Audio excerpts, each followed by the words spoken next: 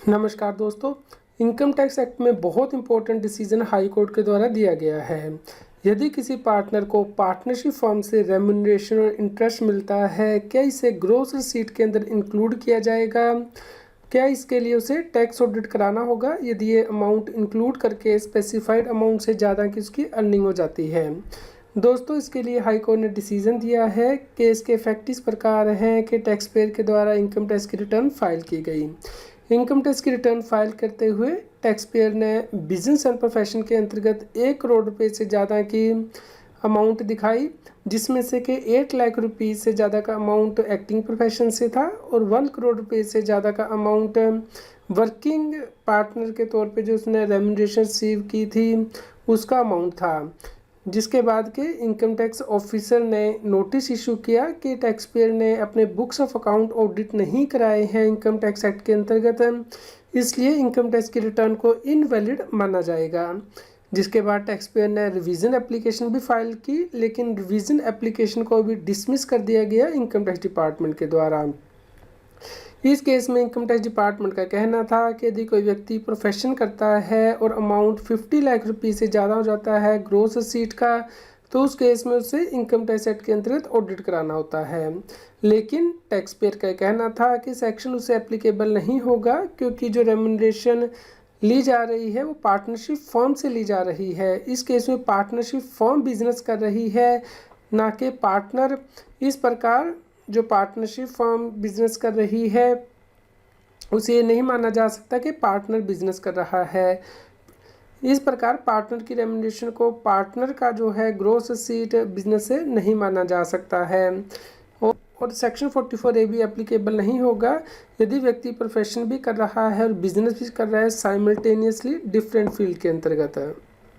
इस केस में high court के द्वारा इनकम टैक्स एक्ट के अंतर्गत जो टैक्स ऑडिट करवाने की प्रोविज़न उन्हें रेफर किया गया, जिसमें कि क्लोज ए दिया गया है, जो कि यह कहता है कि यदि कोई व्यक्ति बिजनेस कर रहा है और उसकी टर्नओवर 1 करोड़ से ज़्यादा है तो उसे टैक्स ऑडिट कराना है, और यदि कोई व्यक्ति प्रोफेशन में इंगेज्ड है और उसकी टर्नओवर 50 लाख रुपये से ज़्यादा है ग्रॉस रिसीट, तो उस केस में उसे टैक्स ऑडिट कराना होता है।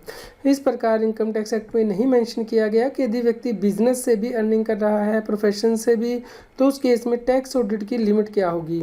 इससे पहले मद्रास हाई कोर्ट में केस गया था जिसमें कि टैक्स पेयर ने रेम्यूनरेशन रिसीव की थी पार्टनरशिप फर्म से, और उसके ऊपर उसने 8% जो डीम्ड इनकम ऑफर की थी 44AD के अंतर्गत। उस केस में इनकम टैक्स डिपार्टमेंट के द्वारा कहा गया था कि ये जो है एसएससी की ग्रॉस रिसीट नहीं मानी जा सकती, 44AD क्लेम नहीं किया जा सकता, क्योंकि इस केस में जो रेम्यूनरेशन और इंटरेस्ट है वो टैक्स पेयर की ग्रॉस रिसीट नहीं मानी जा सकती। इस केस में जो बिजनेस है वो पार्टनरशिप फर्म कर रही है, ना कि एसएससी।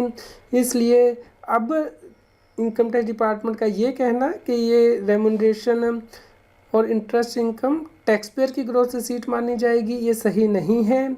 इस प्रकार जो पहले इनकम टैक्स डिपार्टमेंट के द्वारा मद्रास हाई कोर्ट में प्ली ली गई थी कि जो रेम्यूनरेशन और इंटरेस्ट इनकम होगी पार्टनरशिप फर्म से पार्टनर की, वो टैक्स पेयर की ग्रॉस रिसीट नहीं मानी जा सकती है, बिल्कुल सही है।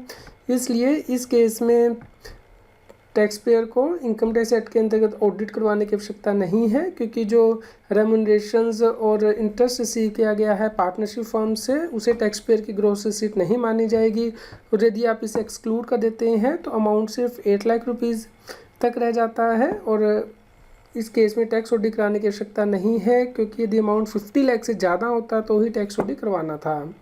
दोस्तों, आप इस जजमेंट को डाउनलोड कर सकते हैं, इसका लिंक इस न्यूज़ की वीडियो डिस्क्रिप्शन में भी दिया गया है।